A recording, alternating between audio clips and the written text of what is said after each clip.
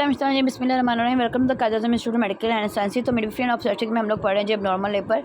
Topic हमारा आज का है जी ट्रायल ऑफ लेबर। तो देखिए जी definition, it is a test of labour conducted on primary para in well equipped hospital under a well experienced obstetrician when are available to undertaken emergency intervention to decide if delivery of vagina is possible और not. उन्होंने बोला ये test होता है जिसमें हम लोग क्या करते हैं, लेबर इंड्यूस करके देखते हैं कि आया कि डिलीवरी जो है वो वजाइनल हो जाएगी या नहीं हो जाएगी। एक्सपर्ट हम लोग ऑब्स्टेट्रिशियन के सुपरविजन में करते हैं और अच्छे हॉस्पिटल में करते हैं जहाँ पे सारे इक्विपमेंट्स अवेलेबल होते हैं।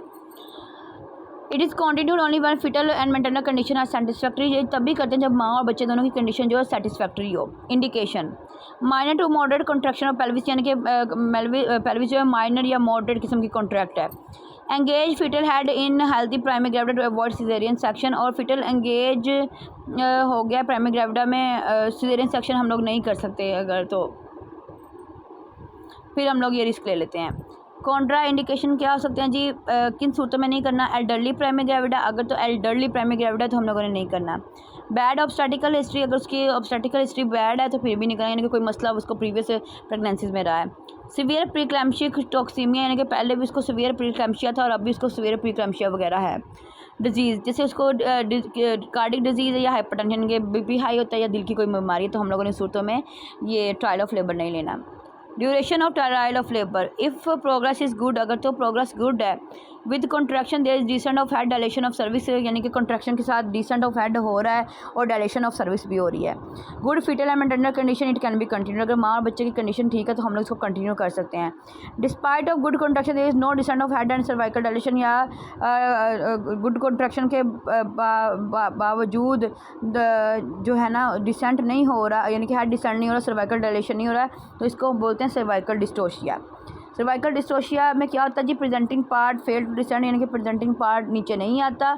इन coordinate uterine contraction, uterine contraction जो है ना वो इतनी ज़्यादा नहीं होती, यानी कि कम होती हैं, जिस तरह की होनी चाहिए उस तरह की नहीं होती। Foetal and maternal distress, it should be discontinue, अगर माँ और बच्चा डिस्ट्रेस में चला गया तो फिर हम लोगों ने इसको डिसकंटिन्यू करना है, फिर हम लोगों ने ट्रायल ऑफ लेबर नहीं लेनी। नर्सिंग क्या क्या करते हैं, इंश्योर द वुमेन, वो मॉरल हाई, औरत को हम लोग इनकरेज करते हैं, इसका हौसला बढ़ाते हैं। Close monitoring of foetus and mother, माँ और बच्चे को अच्छे से मॉनिटर करते हैं। Maternal vital sign, foetal heart rate, maintain partogram और सीटीजी, यानी कि सीटीजी करते हैं बेबी की हार्ट बीट देखने के लिए, माँ के सारे वाइटल साइन चेक करते हैं, उसको पार्टोग्राम में रिकॉर्ड करते हैं।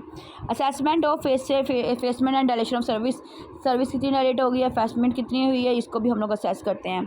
Maintain maternal hydration and nutrition, माँ की हाइड्रेशन और न्यूट्रिशन का ख्याल रखते हैं हम लोग।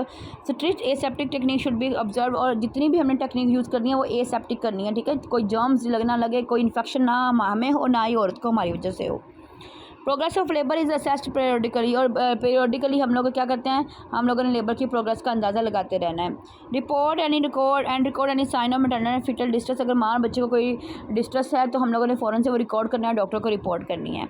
कॉम्प्लिकेशन क्या हो सकते हैं जी ट्रायल ऑफ लेबर के, प्रोलॉन्ग लेबर में कॉज फ्रस्ट्रेशन, अगर लेबर लंबा हो गया तो फिर इसको वो औरत फ्रस्ट्रेटेड हो सकती है। डिसऑर्डर यूट्राइन कॉन्ट्रैक्शन में cause foetal distress and asphyxia, यानी कि अगर यूट्राइन कॉन्ट्रैक्शन डिसऑर्डर हो गई, यानी कि एक सीक्वेंस में नहीं आ रही तो बच्चा डिस्ट्रेस में जा सकता है, उसको ऑक्सीजन की कमी भी हो सकती है। मैटरनल डिस्ट्रेस, माँ डिस्ट्रेस में जा सकती है। Puerperal sepsis membrane is rupture earlier, अगर हम लोग मेम्ब्रेन अर्ली रप्चर हो गई है और डिलीवरी अभी नहीं हो रही, प्रोलॉन्ग हो गया टाइम, यानी कि ज़्यादा हो गया मेम्ब्रेन रप्चर हुए को, तो परपीरियल सेप्सिस हो जाता है, यानी कि बाद में उसको ना इन्फेक्शन हो सकता है, आफ्टर डिलीवरी उसको इन्फेक्शन हो सकता है, ठीक है जी।